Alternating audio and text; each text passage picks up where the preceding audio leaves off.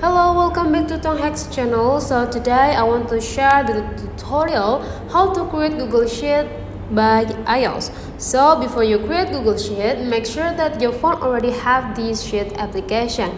If you haven't had the application, please go to App Store and get the Sheet application installed on your phone.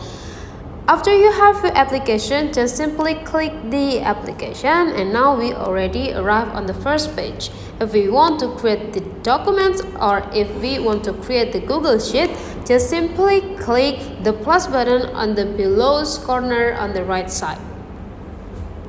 And then you need to fill the title of the Google Sheets. After you fill or decide the title, click Create. And now you already create your own Google Sheet. You can fill any data that you want to fill on this Google Sheet and share it to someone or your coworker. So that's all for today's tutorial. Thank you for watching. Don't forget to like, comment, and subscribe.